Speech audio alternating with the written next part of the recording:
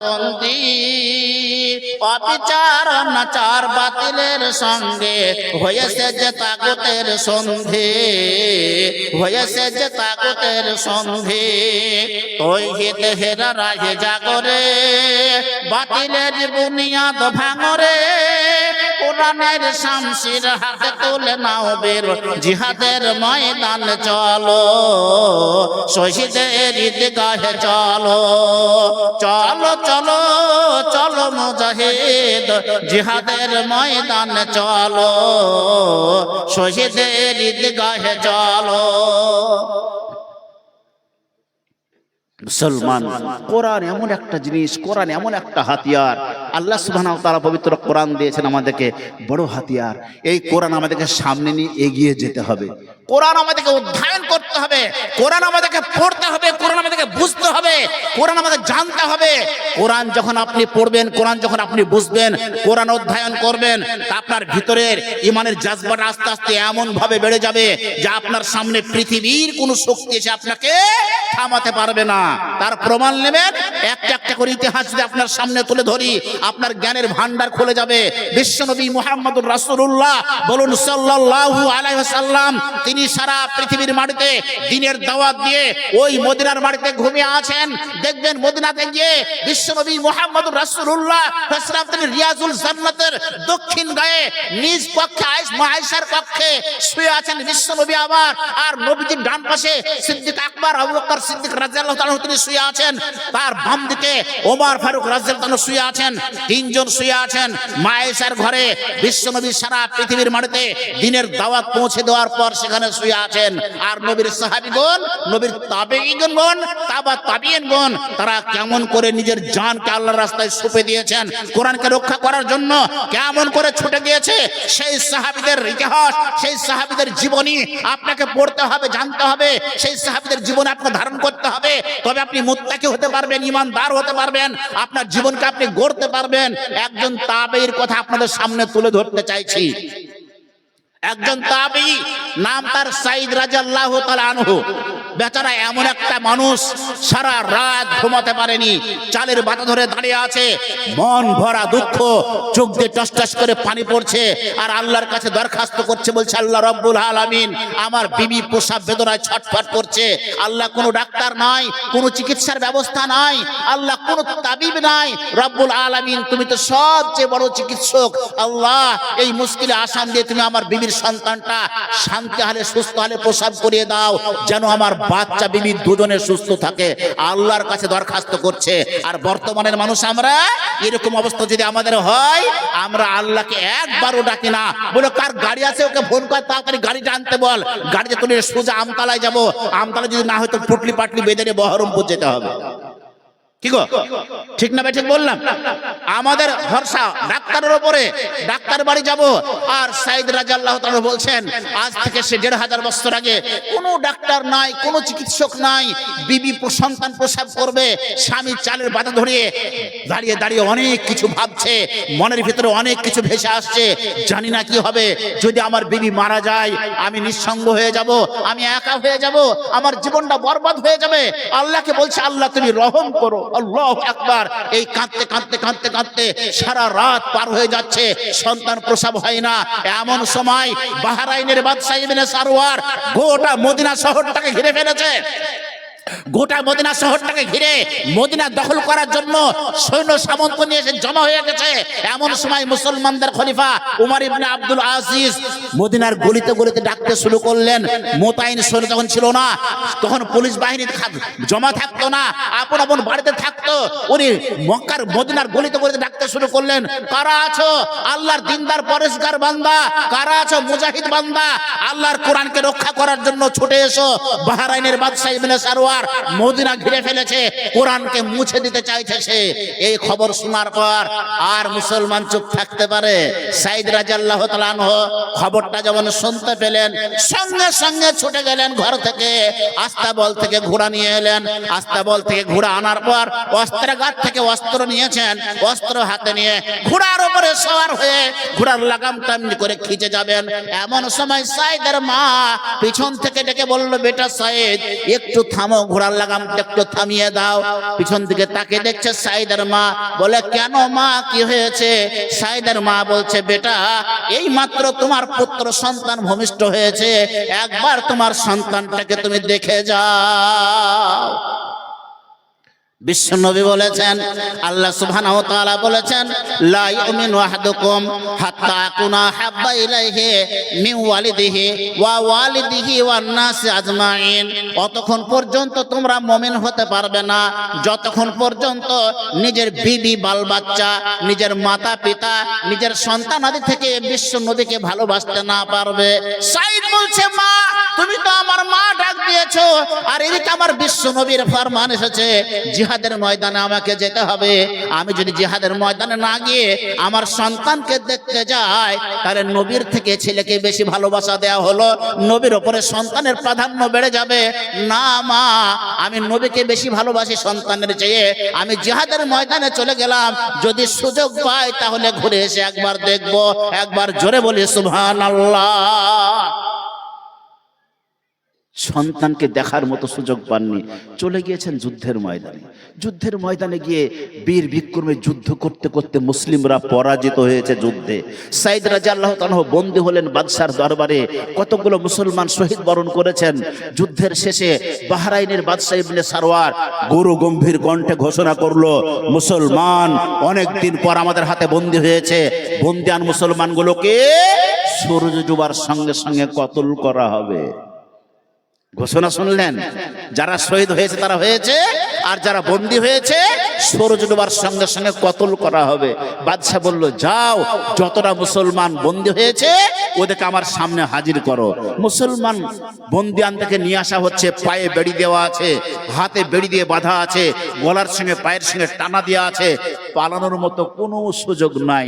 একটা একটা করে বাদশা ডাকছে আর তাদের সামনে ঘোষণা করছে, কি বলে তোমাদের জীবনের শেষ বেলায় তোমাদের অভিপ্রায় যা আছে আমার কাছে ব্যক্ত করো, আমি তোমাদের আশা পূরণ করতে চাই। বুঝতে পেরেছেন? বাদশাহ বলছে বলো তোমরা কি চাও, যা চাও তাই তোমাদেরকে দেওয়া হবে। আল্লাহু আকবার। কি চেয়েছিলেন সেই দিন মুসলমানরা? আমার মতো মৌলবি যদি ধরা পড়েন আর যদি আমাকে মোদী সরকার জিজ্ঞেস করে বল তুই কি চাস, সূর্য উঠলেই তোকে ফাঁসি দেওয়া হবে, এখন রাত্রিবেলায় তুই কি চাস বল, আমি বলবো আমি তো মরে যাবো, দিয়ে আমাকে 50 বিঘে জমি দিয়ে যা, আমার ছেলেরা করে খাবে নাকি? আল্লাহু আকবার। সেই যুগের মুসলমানরা কি চেয়েছিলেন? বাহরাইনের বাদশা শিবিরে বসে আছে দরবার, বাহরাইনের রাজার শিবিরে বসে আছে দরবার, যুদ্ধে বন্দী হইয়াছে যারা বিচার হইবে তার। আকস্মাৎ রাজা আসন হইতে হুকুম করিল জারি, বন্দীগণকে সম্মুখে মোর নিয়ে এসো তাড়াতাড়ি। রাজার হুকুম পালন করিতে হইল না গো দেরি, আনা হইল বন্দীগণকে পড়া শিকল বেড়ি।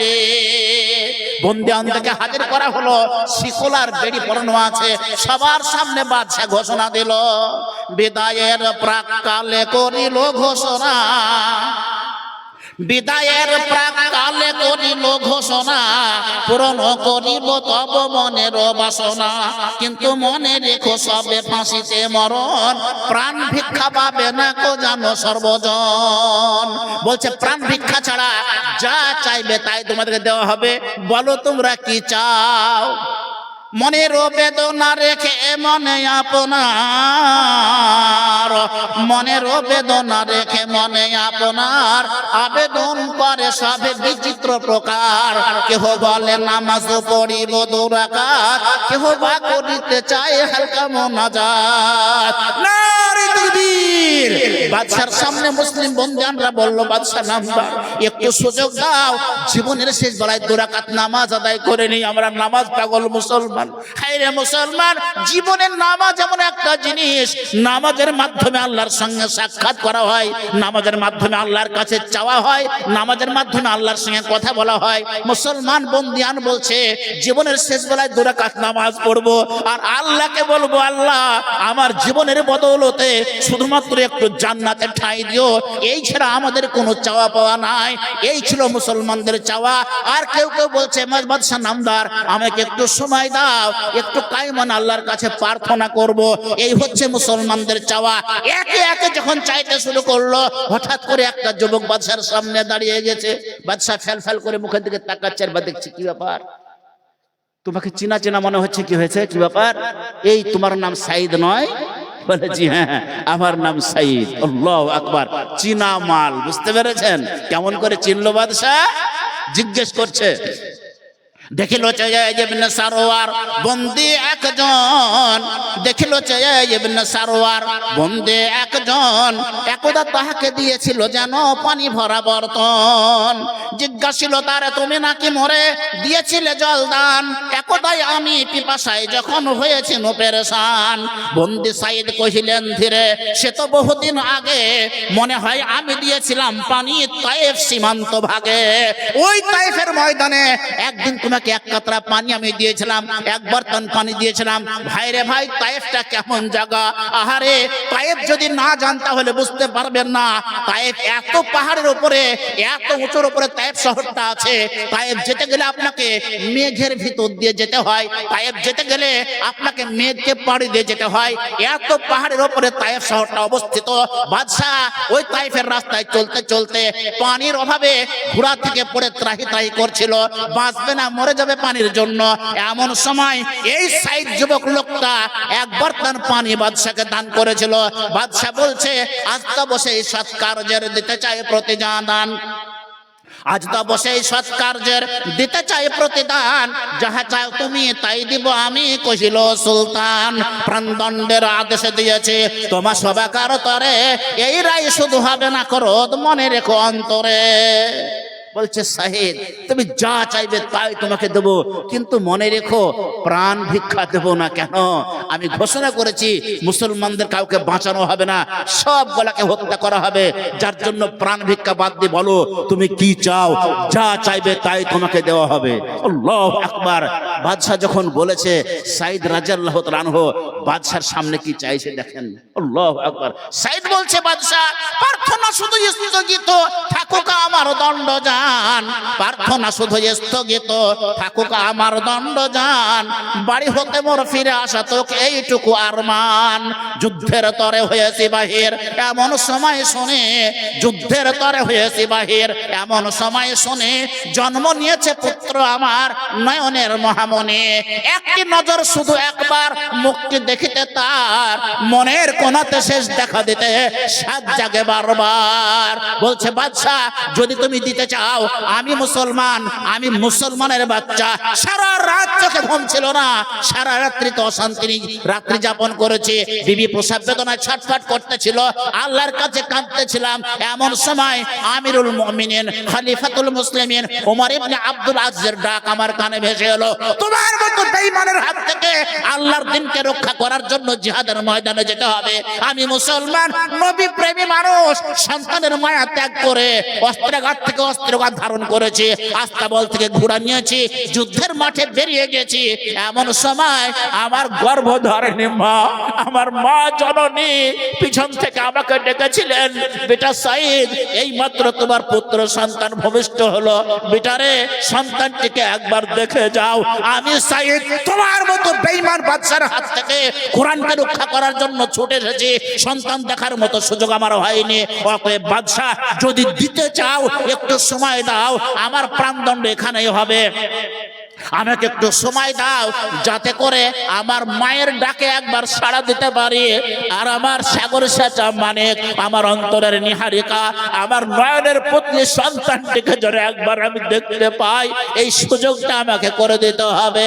বাদশা বলল, অসম্ভব, অসম্ভব, এটা কি করে সম্ভব? তোমাকে ছেড়ে দেওয়া যাবে না মুসলমান, তুমি যদি বাড়ি যাও আর ফিরে আসবে না, তুমি যদি বাড়ি যাও তোমার বিবি তোমাকে আসতে দেবে না, তুমি যদি বাড়ি যাও তোমার মা তোমাকে আর ফিরে পাঠাবে না, সন্তানের মায়াকে তুমি থেকে যাবে, অসম্ভব, তোমাকে ছেড়ে দেওয়া যাবে না।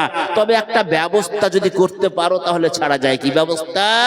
বাদশা বলছে, যদি তোমার জন্য কাউকে জামিন রাখতে পারো তাহলে তুমি যেতে পারবে, কিন্তু হুঁশিয়ার, সূর্য ডোবার আগে তুমি যদি ফিরতে না পারো তোমার জামিনদারকে কতল করা হবে। মুসলমান, কত বড় দাবি আর কত বড় রাস্তা, কত বড় কাজ, বাদশার হুকুম, বুঝতে পেরেছেন? এরা আহামক যদি হয় তাদের হুকুম এইরকমই হয়। আরে মুসলমান সব তো বন্দী আছে তোমার দরবারে, আর একটা মুসলমানের জন্য কে আছে যে তার জন্য জামিন হয়ে যাবে? আবার জামিনদার এই সে লোকটা সূর্য ডুবার আগে যদি ফিরে না আসে তাকে কতল করা হবে, হুমকি দিয়ে দিয়েছে বাদশা। তার কারণ বাদশা চেয়েছে ওর জন্য কেউ জামিনও হবে না আর ওকে ছাড়াও হবে না, ওকে কতলই করব, এটা ছিল বাদশার ইচ্ছা। আল্লাহ সুবহানাহু ওয়া তাআলা বলছেন, বান্দা তুই তো কত বড় বাদশা, আমি তোকে বাদশাহী দিয়েছি, আর আমি আল্লাহ সারা পৃথিবীর বাদশা। আল্লাহ যদি একবার আঙুলটা ঘুরিয়ে দেয় ঠিক থাকবে কিছু? আল্লাহু আকবার। বাদশা বলছে, বাদশা ও সাইদ, তোমার জন্য যদি কাউকে জামিন দিতে পারো তুমি চেষ্টা করে দেখো। যেমন হুকুমটা করেছে এমন সময় তায়েফের একটা নওজোয়ান ছেলে, ইহুদি লোকটা, মুসলমান নয়, ছুটে বাদশার দরবারে হাজির হয়ে গিয়েছে। ইসহাক নামে এক নওজোয়ান ছুটে রাজ দরবারে এসে বলছে, বাদশা নামদার, আমি ইসহাক সাইদের জন্য জামিন হয়ে গেলাম, আপনি আমার খান নামটা খাতায় লিখলেন। সাইদ যদি সূর্য ডোবার আগে ফিরে আসে আপনি আমাকে কতল করবেন, আমার কোন রকমের বাধা বিপত্তি থাকবে না, আমার আপত্তি থাকবে না। সাইদের জন্য ইসহাক যখন জামিন হয়ে গেল, সাইদ রাদিয়াল্লাহু তাআলা আনহু বাদশাকে বললেন, বাদশা নামদার, আপনি বলেছেন সুযোগ দেব, এবার আপনি আমাকে বাড়ি থেকে যাওয়া আর আসার একটা ব্যবস্থা করে দেন। বাদশা দেখলো বাকে আমি হেরে গিয়েছি, আস্তাবল থেকে দ্রুতগামী একটা ঘোড়া এনে সাইদকে দেওয়া হলো, আর সাইদ রাদিয়াল্লাহু তাআলা আনহু ঘোড়ার পিঠে চেপে এমন করে লাগাম খিঁচতে শুরু করলেন, বিজলি বেগে ঘোড়া সাইদের বাড়ির দিকে ছুটে চলে গেল। একবার জোরে বলি সুবহানাল্লাহ। সাইদ চলে গেছে বাড়ি, আর দরবারে ফুল ফুটতে শুরু করেছে। বুঝতে পেরেছেন?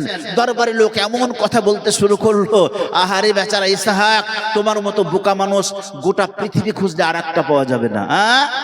দরবারের লোক বলা বলি করে, বোকা ইসহাকের মতো পাগল নাই আর নইলে সে কি জানের জামিন হতো। পরের কথাই বিশ্বাস করে হেলায় হারাছে জান, পরের কথাই বিশ্বাস করে হেলায় হারাছে জান। আহা বেচারার আহামক দেখে আমাদের কাঁদে প্রাণ। এরা ইসহাকের জন্য এরা কাঁদতে শুরু করেছে। আর সাইদ রাদিয়াল্লাহু তাআলা আনহু তিনি বাড়ি যাচ্ছেন, বাড়িতে গিয়ে দরজার সামনে গিয়ে দরজায় নক করে বলছে, মা ও মা, দরজাটা একবার খুলে দাও। যেমন সাইদ মা বলে ডেকেছে, পৃথিবীর মাটিতে এত দামি সম্পদ মা, মায়ের থেকে দামি সম্পদ গোটা পৃথিবী খুঁজলে আর একটা পাওয়া যাবে না। আপনি যত দূরে থাকেন না কেন, সন্তান যেখানেই থাকুক না কেন, রাত্রিবেলায় যদি একবার ডাক দেয়, সন্তানের ডাকে মা সঙ্গে সঙ্গে সাড়া দেয়। বিবিকে ডাকবেন, 5 বার ডাকার পর দরজা খুলবে না, দেরি হয়ে যাবে। আর মা যদি বেঁচে থাকে আপনি একবার ডাকবেন, সঙ্গে সঙ্গে মা আপনার জন্য সাড়া দেবে।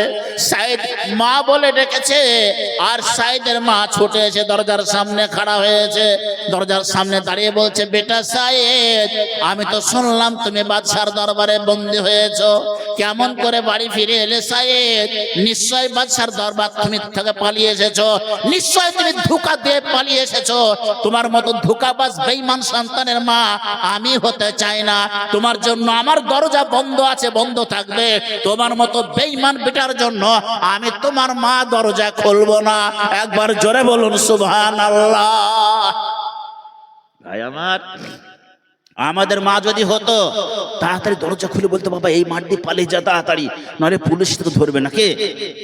পুলিশ ধরবে। সুবহানাল্লাহ।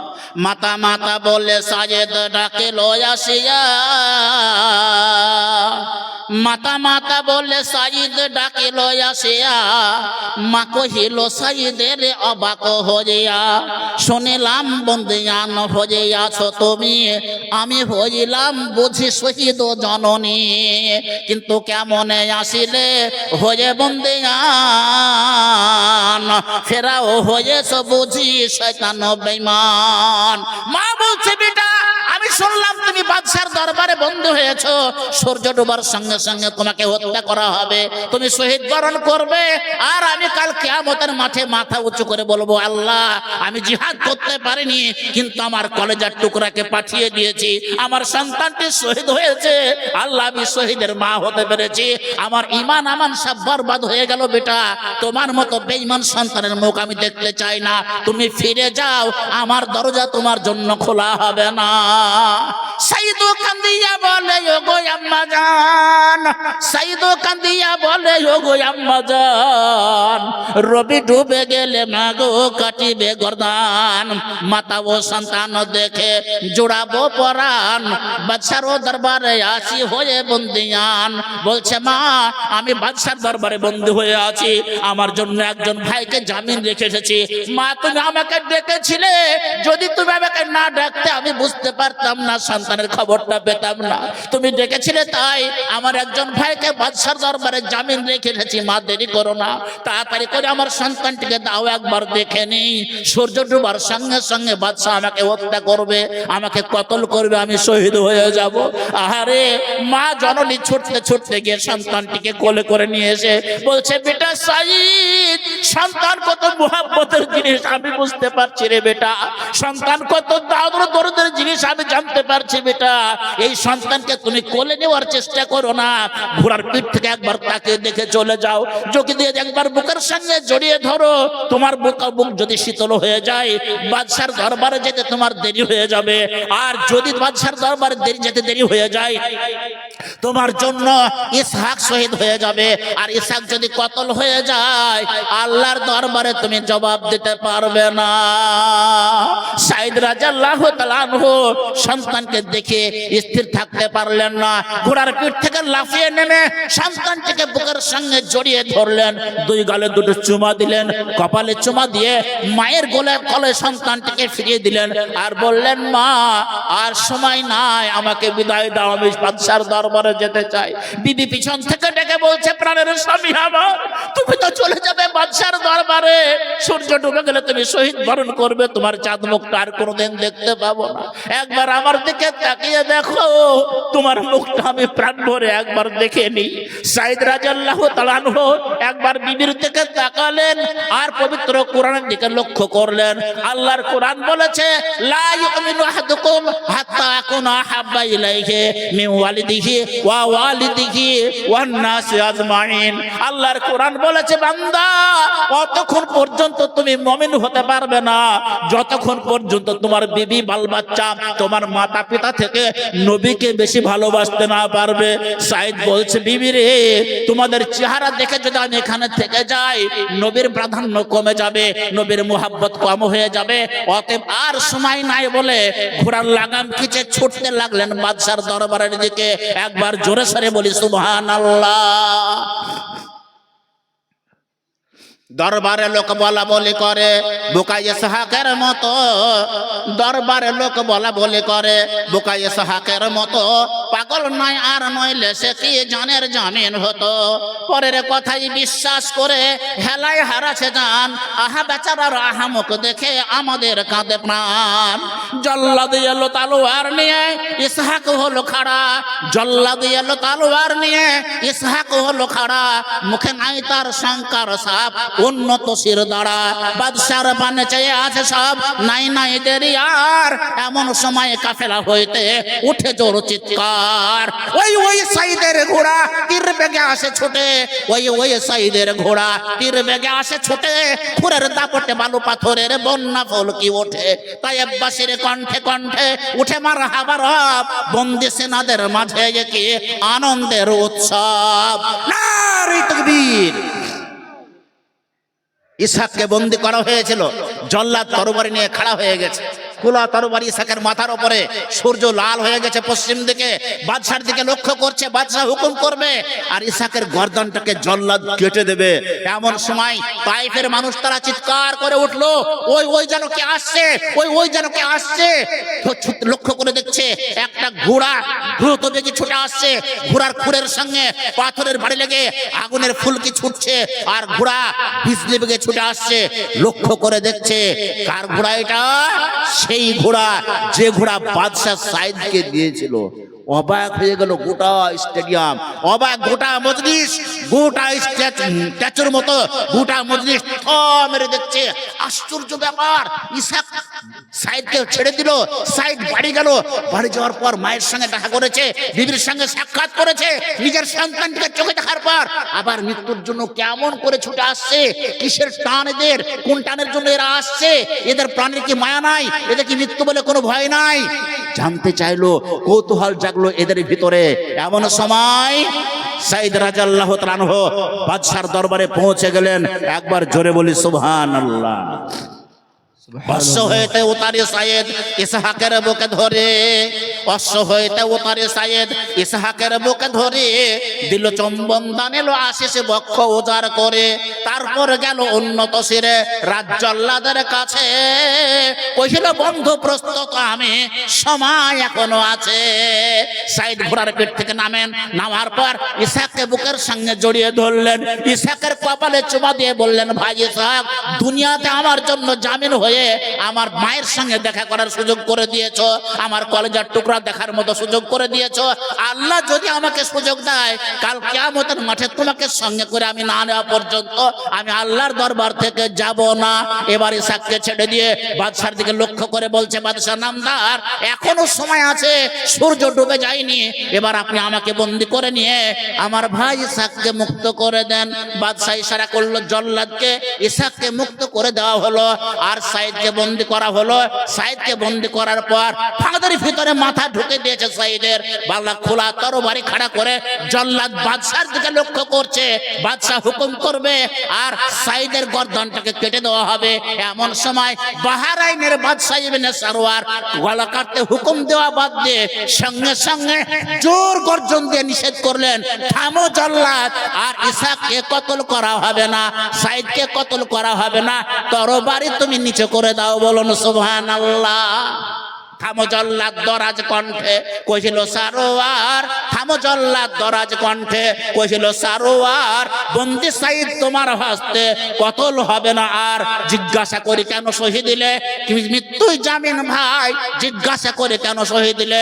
মৃত্যুই জামিন ভাই। আর কেন তুমি ফিরে এলে সাইদ? এ কথা শুনতে চাই। বাদশাহ ইবনে সারওয়ার বলছে, বাদশাহ হাই রে হাই, আমি এত বড় বাদশাহ, অবাক হয়ে গেলাম ইসহাক তোমার ব্যবহার দেখে। ভাই ইসহাক, তুমি কিসের জন্য ওর জন্য জামিন হলে? তোমার কি মৃত্যু বলে কোনো ভয় হয়নি?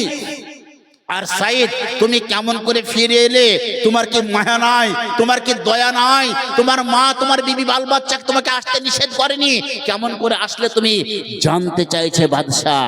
জবাবটা কি শুনেছিলেন? সাইদ কি জবাব দিয়েছিলেন? জবাব যাহা শুনিল বাদশাহ তাহার মর্মসার, জবাব যাহা শুনিল বাদশাহ তাহার মর্মসার, মোরা মুসলিম এক আল্লাহ ছাড়া ভরসা করে না কার। নারে তাকবীর। আল্লাহ সুবহানাহু ওয়া তাআলা তিনি বলছেন, আনা ইউহি ওয়া আনা ইউমিতু। আল্লাহ বলছে, আমি মানুষকে জিন্দা রাখি আর আমি মানুষকে মৃত্যু দান করি। আমি যেখানে যে অবস্থায় যার মৃত্যু দেব, আল্লাহ বলছেন যাকে যে অবস্থায় মৃত্যু লিখবো তাকে সেখানে মরতে হবে। আল্লাহ যাকে যেখানে মৃত্যু লিখেছেন সে অবস্থায় তাকে সেখানেই মরতে হবে। আর আল্লাহ যাকে বাঁচিয়ে রাখবেন তাকে পৃথিবীর কোনো শক্তি মারতে পারবে না। সাইদ বলছে, বাদশাহ নামদার, আমরা আল্লাহ ছাড়া পৃথিবীর কাউকে ভয় করি না, কারণ আল্লাহ আমার মালিক। আল্লাহ যতদিন আমাকে বাঁচিয়ে রাখবে পৃথিবীর কোনো শক্তি আমাকে মারতে পারবে না। তোমার মতো হাজার হাজার ইবনে সারওয়ার যদি চেষ্টা করে আমার একটা লোম খসাতে পারবে না। আর আল্লাহ যদি আমার মৃত্যুর অনিবার্য লিখে দেয় পৃথিবীর কোনো বাদশাহ আমাকে বাঁচাতে পারবে না।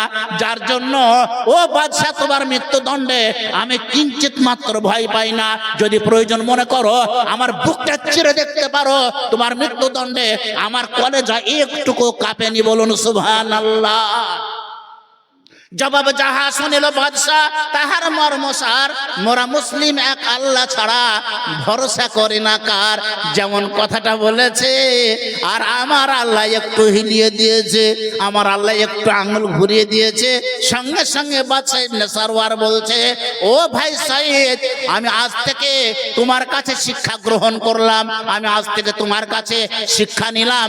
আজ থেকে আমি আর তোমার শত্রু থাকবো না, তোমাকে কতল করব না, তোমার মতো যতটা মুসলমান মুজাহিদ আমার দরবারে বন্দী আছে, আমি কাউকে কতল করব না, সবাইকে মুক্ত করে দিলাম। আর আমি তোমাদের দলের মধ্যে দীক্ষিত হয়ে গেলাম, আমাকে কলিমা পড়িয়ে মুসলমান বানিয়ে দাও, আমি তোমার মতো মুজাহিদ হতে চাই। একবার জোরে বলুন সুবহানাল্লাহ। ভাই আমার, ইসলামের শত্রু, দ্বীনের শত্রু, আল্লাহর কোরআনের শত্রু, আল্লাহর দ্বীনকে ধ্বংস করার জন্য বাড়ি থেকে এসেছিল। আসার পর কি করলো? আল্লাহ সুবহানাহু ওয়া তাআলা একটু হিলিয়ে দিলেন, আর ঘুরে নিজে কলিমা পড়ে মুসলমানদের বন্ধু হয়ে গেল। আল্লাহ সুবহানাহু ওয়া তাআলা বলছেন, বান্দা, পৃথিবীর মাটিতে তুমি যদি ইচ্ছা করো কোরআনকে মানবে, যদি ইচ্ছা না করো মানবে না, কিন্তু আমি আল্লাহ নতুন মাখলুক দিয়ে কোরআনের হেফাজত করব। কোরআন পৃথিবীতে আছে, থাকবে, যে অবস্থায় কোরআন এসেছে সে অবস্থায় থাকবে। কোরআনের কোনো পরিবর্তন হয়নি, আর কিয়ামত পর্যন্ত হবে না, বলুন ইনশাআল্লাহ। মুসলমান, আমাদের পরিবর্তন হবে, কিন্তু কোরআনের পরিবর্তন হবে না। কোরআন যেমন তেমনই আছে। আমরা মনে করছি বাড়িতে বসে বসে যে হাই রে, আর ইসলাম চলবে না, ইসলাম শেষ হয়ে গেল, ইসলামের আর প্রয়োজন নাই, ইসলামকে চালানো এমন সহজ কথা। মুসলমান, ইসলাম এমন একটা নীতি, এমন একটা দিন, যা আল্লাহর একমাত্র দিন হচ্ছে ইসলাম। পৃথিবী যতদিন থাকবে ইসলাম ততদিন থাকবেই, ইসলাম শেষ হবে না। মুসলমান, আমাদের মধ্যে কতগুলা রোগ তৈরি হয়ে গিয়েছে।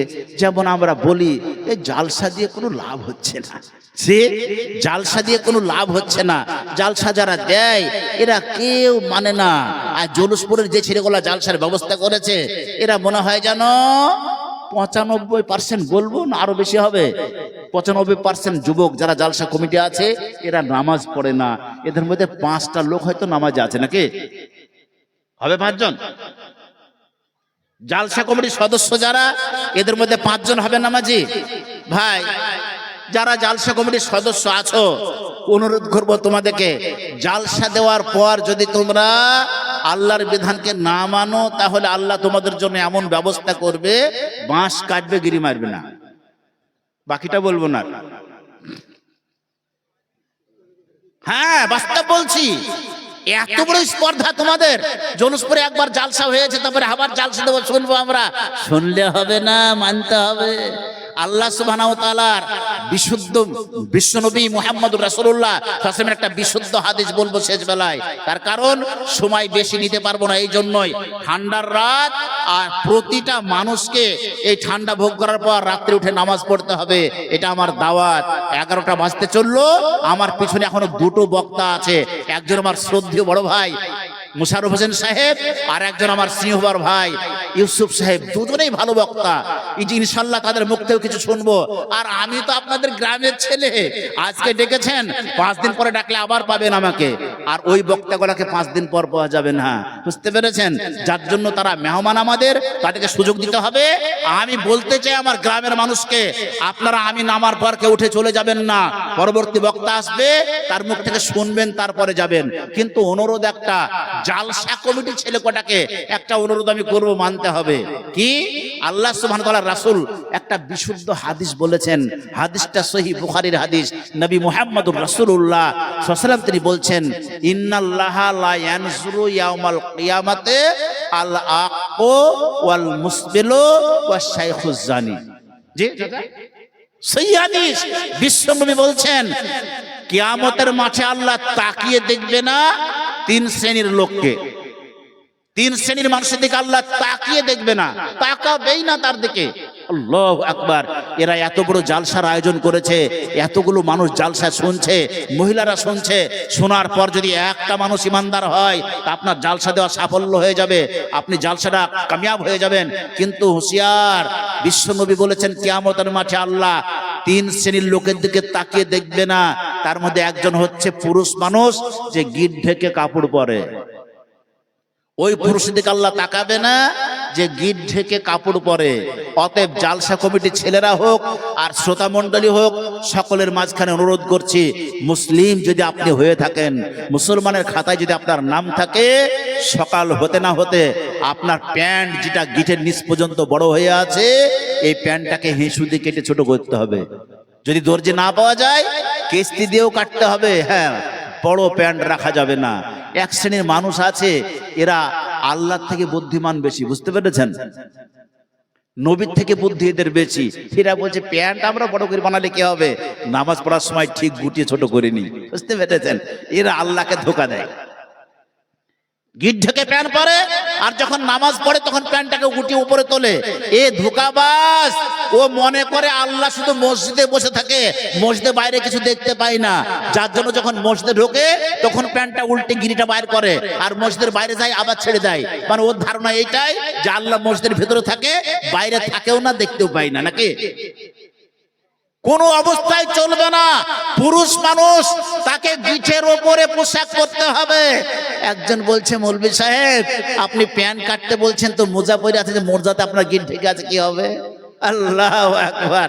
আমি দেখছি মৌলভী তো আমরা রে ব্যাকা অক্ষর পড়ে আমরা দুটো কথা বলা শিখেছি, তোরা তো আমাদের থেকে বড় পণ্ডিত। জি না, এটা বাস্তব। ও প্রশ্ন করতেই পারে মোজাটা কোন দিক থেকে পরা হয়, ওপর থেকে না নিচু থেকে? আচ্ছা, মোজা কি সতর ঢাক? যে সতর ঢাক কাকে বলে? যে পোশাক ইজ্জত ঢেকে থাকে। পুরুষ মানুষের ইজ্জত যে পোশাকে ঢেকে থাকে, নাভি থেকে হাঁটু পর্যন্ত ঢেকে রাখা ফরজ। তাহলে যে পোশাকটা আমরা পরি নাভি থেকে নিচের দিকে, লুঙ্গি হোক, পায়জামা হোক, প্যান্ট হোক, এই পোশাক যেটা পরে আমাদের ইজ্জতকে ঢেকে রাখার জন্য, ওই পোশাকটা যেন কানা গিটের নিচ পর্যন্ত না যায়। বড় আফসোসের কথা, এখন বর্তমান যা কাটিং বাইর হয়েছে, এই কাটিং যদি আপনি দেখেন তো আপনার মাথা উল্টো পাকে ঘুরবে। বুঝতে পেরেছেন? এরা প্যান্টের কাটিংটাকে নামাতে নামাতে নামাতে নামাতে, আগে প্যান্ট পরতো মানুষ নাভির উপরে, প্যান্টটা সুন্দর হয়ে থাকতো। এখন প্যান্টটাকে নামাতে নামাতে এত নিচে নামিয়ে দিয়েছে, যাদের পাছাতে একটু মাংস কম তাদের প্যান্ট বারবার পেছন দিয়ে পড়ে যায়। বুঝতে পেরেছেন? ভাগ্যিস আল্লাহর সামনে একটা খুঁটি দিয়েছে, এই খুঁটি যদি না থাকতো প্যান্ট থাকতোই না। বুঝতে পেরেছেন? আল্লাহু আকবার। মুসলমান, এই প্যান্ট আপনার হারাম, এই প্যান্ট পরা হারাম। প্যান্ট পরে রাস্তা দিয়ে যাবেন, আর আপনার রাস্তায় হাঁটতে হাঁটতে 4 পা 5 পা হাঁটবেন, আর পিছনে প্যান্টটা নেমে যাবে। আর পিছনে যখন প্যান্ট নেমে যায়, বাই চান্স যদি সামনে কিছু পড়ে থাকে, ও যদি হ্যাক হয়ে কুড়াতে যায়, তো উহুদ পাহাড় আর তুর পাহাড়ের মাঝখান দিয়ে সুড়ঙ্গ গলিটা বিনা চশমায় দেখতে পাওয়া যায়। এই যদি পোশাক হয়, এই পোশাক পরা হারাম যদি আপনি মুসলমান হন।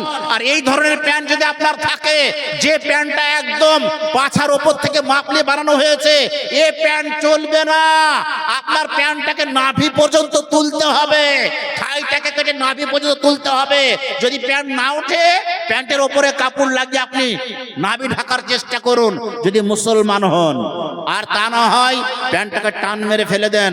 বিশ্বনবী মুহাম্মদুর রাসূলুল্লাহ সাল্লাল্লাহু আলাইহি একটা বিশুদ্ধ হাদিস আপনাদেরকে বলে দিই। নবী মুহাম্মদুর রাসূলুল্লাহ সাল্লাল্লাহু আলাইহি ওয়াসাল্লাম তিনি একটা সোনার আংটি পরেছিলেন, যে সোনার আংটিটা স্ট্যাম্পের কাজ হতো, তাতে লেখা ছিল মুহাম্মদুর রাসূলুল্লাহ। উনি লিখতে জানতেন না, উনি পড়তে পারতেন না।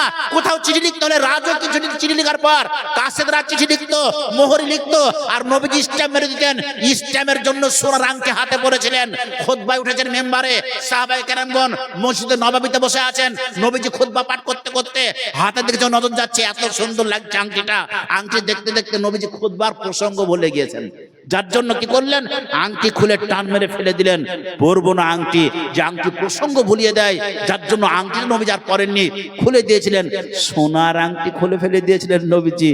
মুসলমান, আপনি যে প্যান্টটা পরেন, আপনার পাছার তাল বাহির করে, ও প্যান্টে 1 গ্রাম সোনার দামও হবে না। হবে নাকি? 1 কোচ হবে? 1 কোচ সোনার দামও হবে না। যদি আপনি মুসলমান হন, আপনার প্যান্ট যদি শরমগা ঢাকতে না পারে, ইজ্জত ঢাকতে না পারে, ওই প্যান্টটা বাতিল করে দেবেন, ওই প্যান্টটা ফেলে দেবেন আপনি। মুসলমান, পোশাকটা ভাইটাল জিনিস, পোশাকটা আগে ঠিক করুন আপনি। দয়া করে যে প্যান্টটা নাভি থেকে পায়ের কানাগিটের উপর পর্যন্ত হবে, সেই প্যান্টটা পরবেন। আমাদের বড় আফসোস, যুবক ভাইরা প্যান্ট পরে রাস্তা দিয়ে যায়, রাস্তায় চলতে চলতে চটি ছেড়ে না, তার আগে প্যান্ট ছেড়ে যায়। বুঝতে পেরেছেন? চটি ছেড়ার আগে প্যান্ট ছেড়ে যায়। বলে কেমন করে ছেড়ে? প্যান্টটা গুল্লুর তলা দিয়ে চটির উপরে চলে গেছে। বুঝতে পেরেছেন? গুল্লু যখন দল্লান দিচ্ছে তখন চটিতে সাপোর্টই পড়ে না, প্যান্টটাই দল্লান খায়। দল্লান খেতে প্যান্টটা ছেড়ে যায়, চটিটা ভালো থাকে। উচিত ছিল চটিটা ছেড়ে যাওয়া, নাকি? 80 কেজি ওজনের মাল আমি যদি চটি পরি, আমার প্যান্টের আগে চটি ছেড়া উচিত ছিল, কিন্তু আমার প্যান্ট ছেড়ে যায়। তার মানে প্যান্টটা আমার কানা গিটের নিচে চলে গিয়েছে। মুসলমান, এই প্যান্ট হারাম, এই হারাম পোশাক আপনি পরবেন না। একটা অনুরোধ আপনাদের কাছে রাখলাম, এই একটা কথা যদি আপনি মানতে পারেন, কাল কিয়ামতের মাঠে দেখবেন আর আপনি মিলিয়ে নেবেন। আজকের ডেটটা লিখে রাখবেন যে 10 তারিখে ফেব্রুয়ারি জালসা হয়েছিল জৌলুসপুরে, আর হতভাগা জহির মৌলভী বলেছিল এই পোশাকের ব্যাপারে, সেই দিন আমি এই জিনিসটাকে মেনেছিলাম। এইটা মানার জন্য আপনার আমল নামায় কত নেকি জমা হবে, আপনার আমল নামায় কত নেকি জমা হবে আপনি ধারণাই করতে পারবেন না যে এতটা নেকি আমার হবে। আপনি অবাক হবে সেই দিন। মুসলমান ভাই আমার, বাপজি আমার, মা আমার, বোন আমার, আপনাদের কাছে অনুরোধ রাখছি, মুসলমান ভাইদের কাছে অনুরোধ, আপনারা প্যান্টটাকে গিটের নিচে নামাবেন না, গিটের উপরে কেটে দেবেন। আর মা বোনদের কাছে বলছি, বোন রে আমার, যদি জাহান্নাম থেকে বাঁচতে চাও তাহলে তোমাদের ওই মানে বেদের মেয়ে জোসনার মতো পায়ের অর্ধেক ললা বাহির করে প্যান্টটাকে ছেড়ে দাও। প্যান্টটাকে বড় করতে হবে, মেয়েদের প্যান্ট পায়ের পাতা পর্যন্ত ঢেকে রাখতে হবে, মাটির উপর দিয়ে ছেঁচে যাবে মেয়েদের প্যান্ট, মেয়েদেরকে সব ঢেকে রাখতে হবে। আর এরা নীতিটা উল্টো করে দিয়েছে, এরা মেয়েদের প্যান্টটা করেছে একদম হাঁটুর নিচ পর্যন্ত, আর ছেলেদের প্যান্টটাকে একদম পায়ের গুল্লুর নিচ পর্যন্ত। আল্লাহ সুবহানাহু ওয়া তাআলা যেটা বলেছেন, এ তার নীতিটাকে, তার আল্লাহর বিধানটাকে এরা পাল্টে দিয়েছে। মুসলমান ভাই আমার, বাপজি আমার, মা আমার, বোন আমার, সময় খুব কম, অল্প সময়ের মধ্যে ছোট্ট একটা উদাহরণ দিলে বুঝতে পারবেন।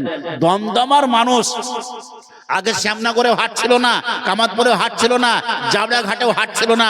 সপ্তাহে একদিন আমরা পাটকি বাড়ি হাট করতে যেতাম, নাকি গো? সপ্তাহে একদিন পাটকি বাড়ির হাট করে এক সপ্তাহ তরকারি মাথায় করে নিয়ে যেতে হতো। বুঝতে পেরেছেন? যেতে যেতে কেঁদে ফেলতাম। আল্লাহু আকবার। দমদমার মানুষ সাইকেল নিয়ে ছুটছে, শনিবার হাট করতে হবে। রাস্তায় আস্তে আস্তে দত্তলাসের রাস্তাটা ভেঙে গিয়েছে, পাথরের সঙ্গে বাড়ি লেগে সাইকেলটা পাংচার হয়ে গেল। ও বেচারা ঠেলতে ঠেলতে এই আমাদের জৌলুসপুর মাদ্রাসার সামনে সাইকেলের দোকানে এসে বলো, ভাই দেখতো সাইকেলটা লিক হয়ে গেল। তো দোকানদার বলছে, লিক হয়নি, বাস্ট হয়ে গেছে। বলে বাসটা কি করতে হবে? বলে আমি তো হাটে যেতাম রে ভাই, কি করবো? বলে কিছু করার নাই, আমার সাইকেল দিয়ে হাটে চলে যাও, তোমার সাইকেল আমি ছেড়ে রাখবো। টায়ারটিও দুটি বাদ দুটি পাল্টাতে হবে। তা আপনি বললেন, শোনো, টায়ারটি তুমি দুটো পাল্টাবা, কিন্তু আমি যেমন করে বলবো তেমন করে সেট করতে হবে।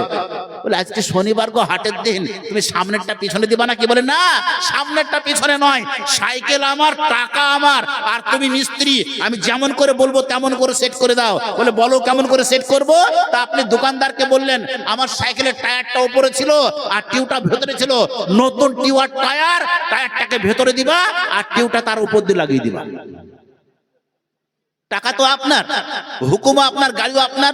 মিস্ত্রিকে বললেন যে টায়ারটা ভেতরে দিবি আর টিউটা উপর দিয়ে লাগিয়ে দিবি। আপনার কথা মতো মিস্ত্রি যদি টায়ারটা ভিতরে দিয়ে উপর দিয়ে টিউটা পরিয়ে দেয়, দিয়ে সেট করে দেয়, সাইকেল বাড়ি যাবে? সাইকেলে চাপা হবে না? ওই সাইকেলটা বাড়ি যাওয়ার জন্য টোটো ভাড়া করতে হবে। কোনটা? ওই সাইকেলটা বাড়ি নিয়ে যাওয়ার জন্য একটা টোটো ভাড়া করতে হবে। টোটো ভাড়া ছাড়া সাইকেল আপনার বাড়ি যাবে না, না ঘাড়ে নিতে হবে। মুসলমান, আল্লাহ সুবহানাহু ওয়া তাআলা বলেছেন, সারা পৃথিবীর নারীকুলকে, ও নারীকুল তোমরা ঢেকে রাখার জিনিস, তোমার অঙ্গ প্রত্যঙ্গ সুন্দর করে ঢেকে রাখবে, কেউ যেন দেখতে না পায়। আর পুরুষকে বললো তোমার নাভি থেকে কানাগিরের উপর পর্যন্ত পোশাক পরবে, কানাগিরটাকে খুলে রাখবে যেন ঢেকে না যায়। আর মুসলমান যুবকরা কি করলো? এরা পায়ের কানাগিরটাকে একদম ভালো করে ঢেকে দিল আর পাছার উপরটা ভালো করে খুলে দিল। মেয়েরা কি করলো? ওপর নিচ সব খুলে দিয়েছে, শুধুমাত্র কলা পাতার জন্য করে একটু করে ঢেকে রাখছে, বাকি সব খোলা। এরা আল্লাহর বিধানটাকে উল্টো করে দিয়েছে। আল্লাহ যেটা ঢাকতে বললো সেটা উদম করে দিয়েছে, আর যাকে উদম করতে বললো সে ঢেকে দিয়েছে। মুসলমান ভাই আমার, বাপজি আমার, মা আমার, বোন আমার, লক্ষ্য করে দেখেন, পৃথিবীর সব থেকে দামি সম্পদ নারী। আজ নারীগুলা ঘরের টাকা ছাড়া একটাও বিক্রি হয় না। যদি লোক সামনে বলে কিছু নেবো না, বিনা দাবিতে দিয়ে দেবো, ভেতর ভেতরে এত তল ঘুষ দিতে হয় যে তল ঘুষের শেষ হয় না। বুঝতে পেরেছেন? এ বেশি বেশি মরে, কিছু বলতেও পারে না আর দেয়া বন্ধ করতেও পারে না। লক্ষ্য করে দেখেন ভেতরে খবর নেই কি অবস্থা আমাদের। কেন?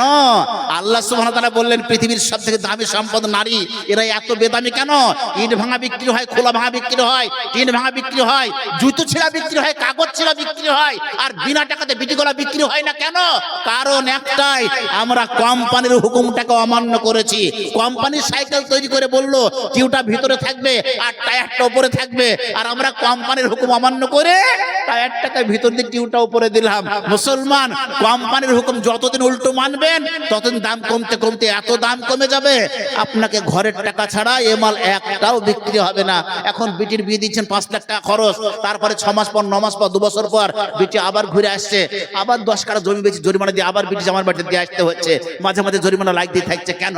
কারণ একটাই, আমরা যে মালিক আমাকে সৃষ্টি করেছে স্রষ্টার হুকুমটাকে আমরা উল্টে দিয়েছি।